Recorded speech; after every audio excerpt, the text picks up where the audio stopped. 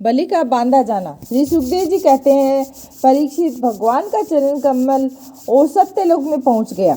उसके नख चंद्र की छटा से सत्यलोक की आभा फीकी पड़ गई। स्वयं ब्रह्मा भी उसके प्रकाश में डूब से गए। उन्होंने मरीचि आदि ऋषियों, सनंदन आदि नैष्ठिक ब्रह्मचारियों एवं बड़े बड़े योगियों के साथ भगवान के चरण कमल की अगवानी की। वेद, उपवेद, नियम, यम, तर्क, इतिहास, वेदांग और पुराण संहिताएं जो ब्रह्मलोक में मूर्तिमान होकर निवास करते हैं तथा जिन लोगों ने योग रूप वायु से ज्ञान अग्नि को प्रज्वलित करके कर्म को भस्म कर डाला है, वह महात्मा सबने भगवान के चरण की वंदना की है। इसी चरण कमल के स्मरण की महिमा से ये सब कर्म के द्वारा प्राप्त न होने योग्य ब्रह्मा जी के धाम में पहुँचे हैं। भगवान ब्रह्मा की कीर्ति बड़ी पवित्र है। वे विष्णु भगवान के नाभि कमल से उत्पन्न हुए हैं। अगवानी करने के बाद उन्होंने स्वयं विश्व रूप भगवान के ऊपर उठे हुए चरण का अग्रपाद का पूजन किया है, प्रक्षालन किया और पूजा करके बड़े प्रेम और भक्ति से उन्होंने भगवान की स्तुति की।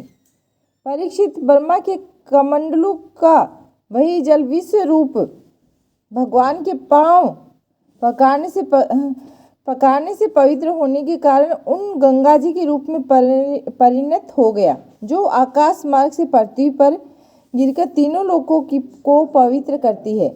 ये गंगा जी क्या है? भगवान की मूर्तिमान उज्जवल कृति।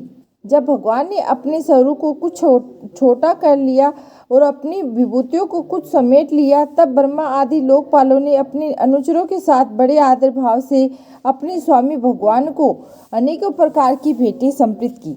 उन लोगों ने जल, उपहार, माला एवं दिव्य ग्रंथों से भरे अंगराग, सुगंधित धूप, दीप, खील, अक्षत, फल, अंकुर, महिमा, भगवान की महिमा और प्रभाव से युक्त स्रोत, जय घोष, नित्य बाजे, गाजे, गान एवं संग धूमबत्ती के शब्दों से भगवान की आराधना की। उस समय ऋतुराज जामवान मन के समान वेग से दौड़कर सब दिशाओं में भेरी बजा कर भगवान की मंगल में विजय की घोषणा कर आए। दैत्यों ने देखा कि वामन जी ने 3 पग पृथ्वी मांगने के बहाने सारी पृथ्वी ही छीन ली। तब ये सोचने लगे कि हमारे स्वामी बलि इस समय यज्ञ में दीक्षित हैं, वे तो कुछ कहेंगे नहीं। इसलिए बहुत चिढ़कर वे आपस में ही कहने लगे, अरे यह ब्राह्मण नहीं है, ये सबसे बड़ा मायावी विष्णु है। ब्राह्मण के रूप में छिपकर ये देवता को काम बनाना चाहते हैं। जब हमारे स्वामी यज्ञ में दीक्षित होकर किसी को किसी प्रकार का दंड देने के लिए उपरत हो गए हैं, तब इस शत्रु ने ब्रह्मचारी का भेष बनाकर पहले तो याचना की और पीछे हमारा सर्वस्व हरण कर लिया। ये तो हमारे स्वामी सदा ही सत्यनिष्ठ है, परंतु यज्ञ में दीक्षित होने पर वे इस बात का विशेष ध्यान रखते हैं कि वे ब्राह्मणों के बड़े भक्त हैं तथा उनके हृदय में दया भी बहुत है, इसीलिए वे कभी झूठ नहीं बोल सकते। ऐसी अवस्था में हम लोगों का यही धर्म है कि इस शत्रु को मार डालें। इससे हमारे स्वामी बलि की सेवा भी होती है। तो यूं सोचकर राजा बलि के अनुचर असुरों ने अपने अपने हथियार उठा लिए। अब परीक्षित, राजा बलि की इच्छा न होने पर भी वे सब क्रोध से शूल, प्रत्यक्ष आदि को लेकर वामन भगवान को मारने के लिए टूट पड़े।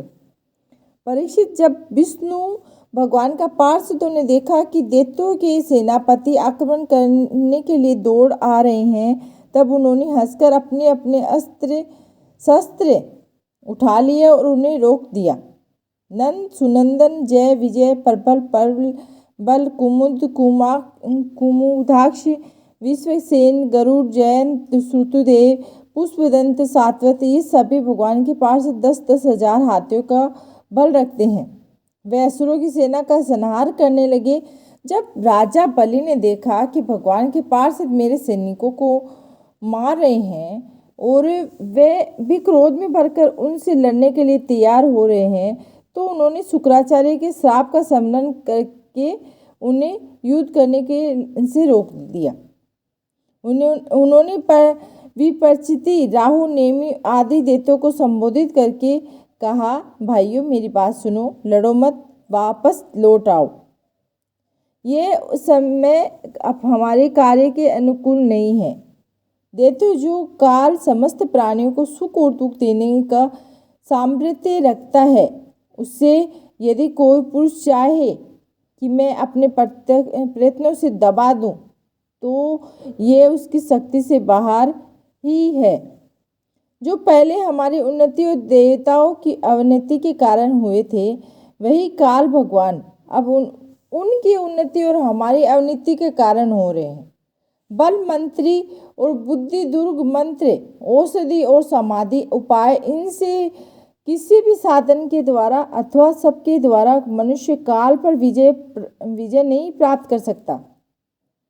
जब दैत्य तुम लोगों के अनुकूल था, तुम लोगों ने भगवान के इन पार्षदों को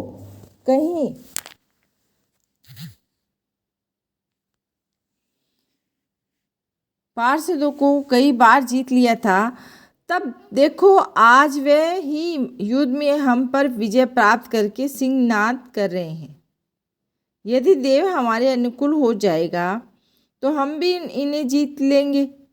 इसीलिए उस समय की प्रतीक्षा करो जो हमारे कार्य सिद्धि के लिए अनुकूल हो। अब श्री सुखदेव जी कहते हैं, परीक्षित, अपने स्वामी बलि की बात सुनकर भगवान के पार्षद से हारे हुए दानव और दैत्य सेनापति रसातल में चले गए। उसके जाने के बाद भगवान के हृदय की बात जानकर पक्षी राज गरुड़ ने वरुण के पासों से बलि को बांध दिया और उस दिन उनके अश्वमेध यज्ञ में सोमपान होने वाला था। जब सर्वशक्तिमान भगवान विष्णु ने बलि को इस प्रकार बंधवाया दिया, तब पृथ्वी, आकाश और समस्त दिशाओं में लोग हाय हाय करने लगी। यद्यपि बलि वरुण के पासों से बंधे हुए थे, उनकी संपत्ति भी उनके हाथों से निकल गई थी, फिर भी उनकी बुद्धि निश्चयात्मक थी और सब लोग उनके उद्धार यश का गान कर रहे थे। परीक्षित, उस समय भगवान बलि से कहा, असुर, तुमने मुझे पृथ्वी से 3 पग दिए थे, तो 2 पग मैंने तो सारी त्रिलोकी नाप ली, अब तीसरा पग पूरा कैसे करूं? जहाँ तक सूर्य की गर्मी पहुँचती है, जहाँ तक नक्षत्रों और चंद्रमा की किरणें पहुँचती है, जहाँ तक बादल जाकर बरसते हैं, वहाँ तक की सारी पृथ्वी तुम्हारे अधिकार में थी और तुम्हारे देखते ही देखते मैंने अपने एक पैर से भूलोक, शरीर से आकाश और दिशाएं एवं दूसरे पैर से स्वर्गलोक नाप भी लिया है। अब इस प्रकार तुम्हारा सब कुछ मेरा हो चुका है, फिर भी तुमने जो प्रतिज्ञा की थी उसे पूरा न कर सकने के कारण अब तुम्हें नरक में रहना पड़ेगा। तुम्हारे गुरु की तो इस विषय में सम्मति नहीं है ही। अब जाओ, तुम नरक में प्रवेश करो। जो याचक को देने की प्रतिज्ञा करके मुकर जाता है और इस प्रकार उसे धोखा देता है, उसके सारे मनोरथ व्यर्थ होते हैं। स्वर्ग की तो बात ही दूर रही, उसे नरक में गिरना पड़ता है। तुम्हें इस बात का घमंड था कि मैं धनी हूँ, तुमने मुझसे दूंगा ऐसी प्रतिज्ञा करके फिर भी धोखा दे दिया। अब तुम कुछ वर्षों तक इस झूठ का फल नरक में भोगो। अब बलि के द्वारा भगवान की स्तुति और भगवान का उस पर प्रसन्न होना। अब श्री सुखदेव जी कहते हैं, जिस प्रकार भगवान ने असुर राज बलि का बड़ा तिरस्कार किया और उन्हें धैर्य से विचलित करना चाहा, परंतु वे तनिक भी विचलित नहीं हुए। वे धैर्य से बोले। अब दैत्यराज बलि ने कहा, देवताओं की आराध्य देव, आपकी कीर्ति बड़ी पवित्र है। क्या आप मेरी बात को असत्य समझते हैं? ऐसा नहीं है, मैं उसे सत्य कर दिखाता हूँ। आप धोखे में नहीं पड़ेंगे। आप कृपा करके अपना तीसरा पग अब मेरे सिर पर रख दीजिए। मुझे नरक में जाने का अथवा राज्य से च्युत होने का भय नहीं है। मैं पास से बंधने अथवा अपार दुख में पड़ने से भी नहीं डरता। मेरे पास फुट्टी कोड़े भी नहीं रहे अथवा आप मुझे घोर दंड दे, यह भी मेरे भय का कारण नहीं है। मैं डरता हूँ तो केवल अपनी अपकीर्ति से, अपने पूजनीय गुरुजनों के द्वारा दिया हुआ दंड जो जीव मात्र के लिए अनंत वांछनीय है, क्योंकि वैसे दंड माता पिता भाई और सुहृद भी मोहवश नहीं दे पाते। आप छिपे रूप से अवश्य ही हम असुरों को श्रेष्ठ शिक्षा दिया करते हैं, अतः आप हमारे परम गुरु हैं। जब हम लोग धन, कुलीनता, बल आदि से के मद से अंधे हो जाते हैं, तब आप उन वस्तुओं को हमसे छीनकर हमें नेत्र दान करते हैं। आपसे हम लोगों का जो उपकार होता है उसे मैं क्या बताऊं। अनन्य भाव से योग करने वाला योगी गण जो सिद्धि प्राप्त करते हैं, वही सिद्धि बहुत से असुरों को आपके साथ दृढ़ भेदभाव करने से भी प्राप्त हो गई है। जिनकी ऐसी महिमा, ऐसी अनंत लीलाएं हैं, वही आप मुझे दंड दे रहे हैं। हे वरुण, पास से बांध रहे हैं और इसकी न तो मुझे कोई लज्जा है और न किसी प्रकार की व्यथा है। हे प्रभु, मेरे पिता मैं प्रहलाद जी की कृति सारे जगत में प्रसिद्ध है। वे आपके भक्तों में भी श्रेष्ठ माने गए हैं और उनके पिता हिरण्यकशिपु ने भी आपसे वैर विरोध रखने के कारण उन्हें अनेकों प्रकार के दुख दिए, परंतु वे आपके ही परायण रहे। उन्होंने अपना जीवन आप पर ही निछावर कर दिया। उन्होंने यह निश्चय कर लिया कि शरीर को लेकर क्या करना है। जब यह एक न एक दिन साथ छोड़ ही देता है, जो धन संपत्ति लेने के लिए सज्जन बने हुए हैं, उन डाकों से अपना स्वार्थ क्या है। पत्नी से भी क्या लाभ है। जब वह जन्म मृत्यु रूप संसार के चक्र में डालने वाली ही है, जब मर ही जाना है, तब घर से मोह करने में भी क्या स्वार्थ है। इन सब वस्तुओं में उलझ जाना तो केवल अपनी आयु खो देना है। ऐसा निश्चय करके मेरे पिता मैं प्रहलाद जी ने ये जानते हुए भी आप लौकिक दृष्टि से उनकी भाई बंधुओं के नाश करने वाले शत्रु हैं, फिर आपके ही भय रहित एवं अविनाशी चरण कमलों की शरण ग्रहण की थी। क्यों न वे संसार से परम विरक्त आघात बोध संबंध उद्धार हृदय और संत शिरोमणि जो है, आप उस दृष्टि से मेरे भी शत्रु हैं। फिर भी विधाता ने मुझे बलात् ऐश्वर्य लक्ष्मी अलग करके आपके पास पहुंचा दिया। अच्छा ही हुआ, क्योंकि ऐश्वर्य लक्ष्मी के कारण जीव की बुद्धि जड़ हो जाती है और वह यह नहीं समझ पाता कि मेरा यह जीवन मृत्यु के पंजे में पड़ा हुआ है और अनित्य है। श्री सुखदेव जी कहते हैं, परीक्षित, राजा भले इस प्रकार कह ही रहे थे कि उदय होते हुए चंद्रमा के समान भगवान प्रेम पात्र प्रहलाद जी वहां आ पहुंचे। राजा बलि ने देखा कि मेरे पिता में बड़े श्री संपन्न है और कमल के समान कोमल नेत्र है, लंबी लंबी भुजाएं हैं और सुंदर ऊंचे और श्यामल शरीर पर पीताम्बर धारण किए हुए हैं। बलि इस समय वरुण पास में बंधे हुए थे, इसीलिए प्रहलाद जी के आने पर जैसे पहले वे उनकी पूजा किया करते थे उसी प्रकार न कर सके। उनके नेत्रों में आंसू के अंचल हो उठे। लज्जा के मारे मुंह नीचा हो गया। उन्होंने केवल सिर झुकाकर उन्हें नमस्कार किया। प्रहलाद जी ने देखा कि भक्त वत्सल भगवान वहीं विराजमान है और सुनंदन नंद आदि पार्षद उनकी सेवा कर रहे हैं। प्रेम के उद्रेक से प्रहलाद जी का शरीर पुलकित हो गया। उनकी आंखों में आंसू झलक आए। वे आनंद पूर्ण हृदय से सिर झुकाए और अपने स्वामी के पास गए और पृथ्वी पर सिर झुकाकर उनको साक्षात प्रणाम किया। प्रहलाद जी ने कहा, प्रभु आपने ही बलि को यह ऐश्वर्यपूर्ण इंद्र पद दिया था, अब आज आपने ही इसे छीन लिया। आपका देना जैसा सुंदर है वैसा ही सुंदर लेना भी है। मैं समझता हूं कि आपने इस पर बड़ी भारी कृपा की है, जो आप आत्मा को मोहित करने वाली राजलक्ष्मी से इसे अलग कर दिया। प्रभु लक्ष्मी के मत से भी विधान पुरुष भी मोहित हो जाता है। उसके रहते भला अपने वास्तविक रूप को ठीक ठाक कौन जान सकता है। अतः उस लक्ष्मी को छीनकर महान उपकार करने वाले समस्त जगत के महान ईश्वर सबके हृदय में विराजमान है और सबके परम साक्षी श्री नारायण देव को मैं नमस्कार करता हूँ। श्री सुखदेव जी कहते हैं, परीक्षित प्रहलाद जी की अंजलि बांध कर खड़े थे।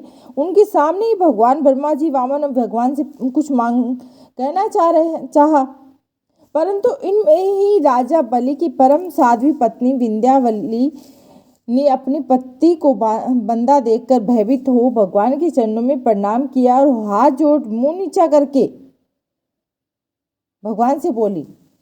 विंध्यावली ने कहा, प्रभु आपने अपनी क्रीड़ा के लिए ही इस संपूर्ण जगत की रचना की है। जो लोग कुबुद्धि है वही अपने को इसका स्वामी मानते हैं। जब आप ही इसके कर्ता भरता और सहनता है, तब आपकी माया से मोहित होकर अपने को झूठ मूठ कर्ता मानने वाले निर्जल आपको संपन्न क्या करेंगे। अब ब्रह्मा जी ने कहा, समस्त प्राणियों की जीवनदाता उनकी स्वामी जगत स्वरूप देवादिदेव प्रभु, अब आप इसे छोड़ दीजिए। आपने इसका सर्वस्व तो ले लिया, अतः अब यह दंड का पात्र नहीं है। इसने अपनी सारी भूमि पुण्य कर्मों से उपार्जित स्वर्ग आदि लोग अपना सर्वस्व तथा आत्मा तक आपको समृद्ध कर दिया है एवं ऐसा करते समय इसकी बुद्धि स्थिर रही है। यह धैर्य से च्युत नहीं हुआ।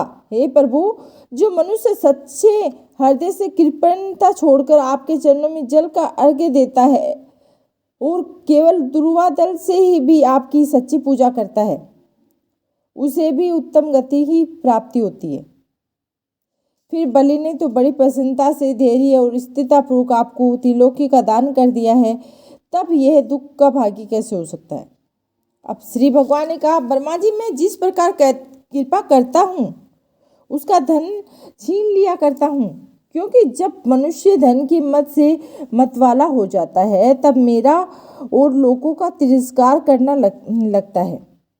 ये जीव अपने कर्मों के कारण विवश अनेक योनियों में भटकता रहता है।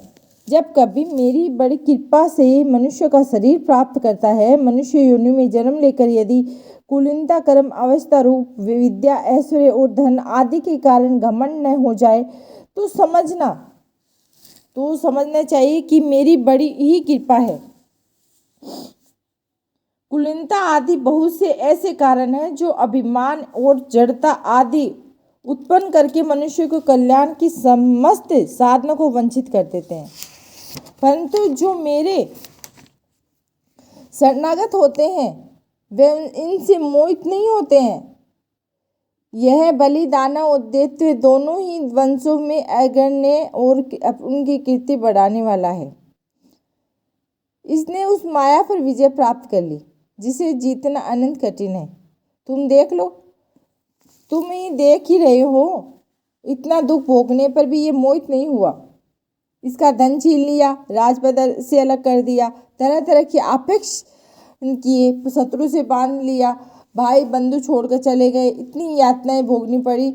यहाँ तक कि गुरुदेव ने भी इसको डांटा फटकारा, श्राप तक दे दिया, परंतु इस दृढ़ व्रती ने अपनी प्रतिज्ञा नहीं छोड़ी।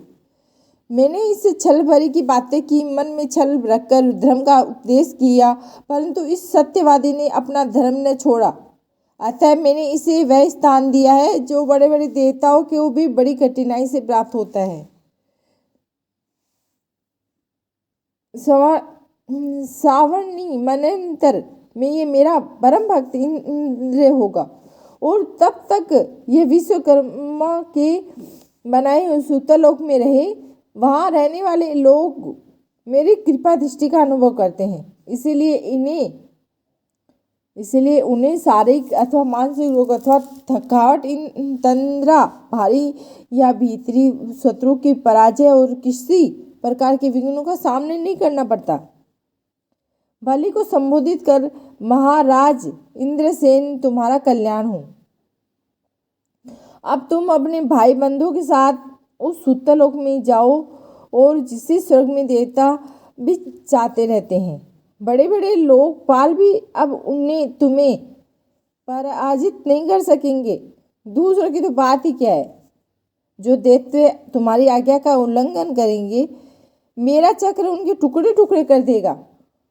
मैं तुम्हारे अनुचरों को और भोग सामग्री की भी सब प्रकार से विघ्नों से रक्षा करूँगा। वीर बलि, तुम मुझे वहाँ सदा सर्वदा अपने पास ही देखोगे। दानव और दैत्यों के सत्संग से तुम्हारा जो कुछ आसुर भाव होगा, वह मेरे प्रभाव से तुरंत दब जाएगा और नष्ट हो जाएगा। बोलो श्री कृष्ण भगवान की जय। वामन अवतार की जय। जय श्री कृष्णा।